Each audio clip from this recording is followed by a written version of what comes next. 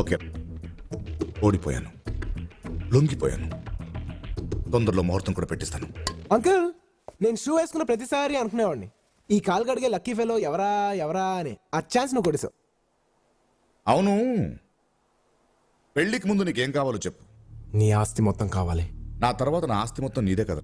నువ్వు చచ్చాక వచ్చే ఆస్తి నాకు అక్కర్లేదు, నువ్వు బ్రతుకుండగానే కావాలి.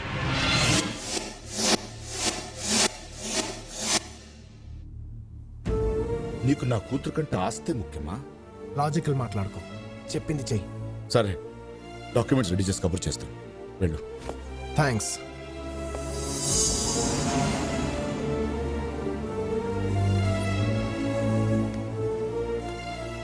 విన్నావా? నా చావు కూడా నిన్ను మార్చలేకపోయింది. నరకం చూపించాడమ్మా. వాడొద్దని ఒక్క మాట, డాడీ వాడొద్దని ఒక్క మాట చెప్పమ్మా, చాలు. చెప్పవే. వాడు నాకొద్దు డాడీ. బళ్ళు తీయండ్రా.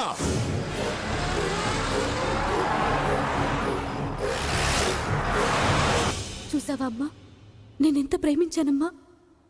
వాడు వాడు నా ఆస్తి అడుగుతాడేంటమ్మా.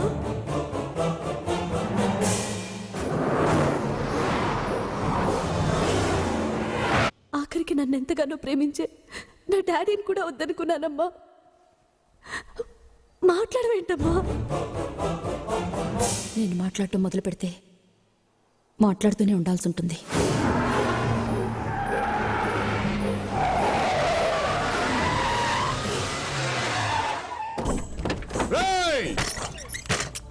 ఎరా, నా ఆస్తి కావాలరా నీకు? ముక్కలు ముక్కలు కింద నరికేస్తా. వాడి నన్ని మాటలనే ముందు వాడెవరో నువ్వు ఒక్కసారి తెలుసుకోవాలి. నువ్వెవడో తెలుసుకోవాల్సిన అవసరం నాకేంట్రా? తెలుసుకోవాలి. ఒక్కసారి వెనక్కి తిరిగి చూడు.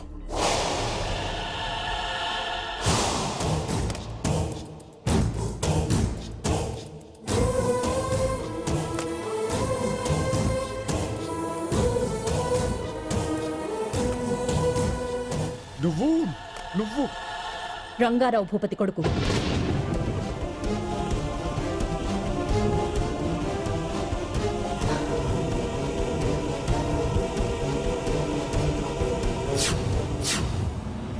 వాడు మీ కాలేజీలో చేరడానికి కారణం నేను, నిన్ను ప్రేమించడానికి కారణం నేను, వాడిని పెంచింది నేను, చదివించింది నేను. వాడు ఆస్తి అడిగింది వాడు అనుభవించడానికి కాదు, నా అన్న ఆశయం కోసం, దాన్ని సాధించడం కోసం.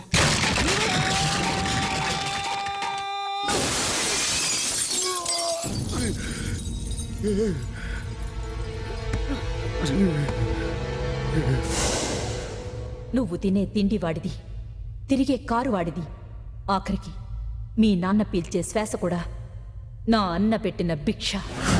నా మేనల్లుడు పులి, పులి బిడ్డ.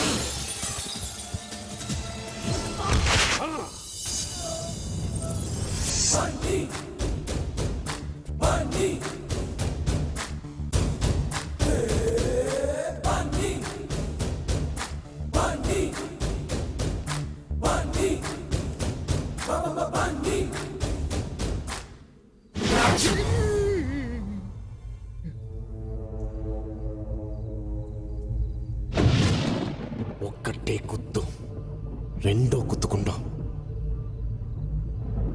ఈ రోజు నేను వదిలినా ఆ రోజు నా తండ్రి వదిలినా ఒక్కటే కారణం నువ్వు నా మేనత్త మేల్లో తాలి కట్టడమే.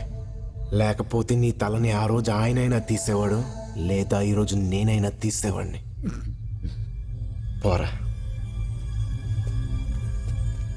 రాయ్ చూడు, వచ్చే 21వ తారీఖున రథసప్తమికి నీ కూతుర్ని పెళ్లి కూతురుగా తీసుకుని పోలవరం రావాలి, ఆస్తి కాగితాలతో సహా. ఆ రోజే నా తండ్రి ఆశయం నెరవేరాలి. లేకపోతే నేను మా నాన్నంత మంచోని మాత్రం కాదు.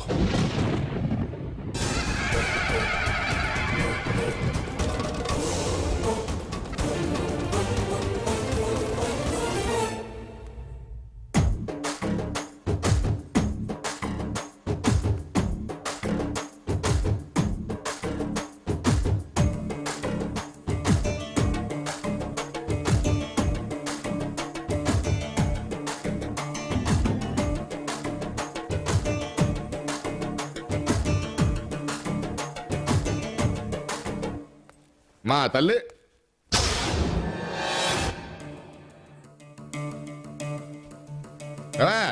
నా కూతురు ఎక్కడే?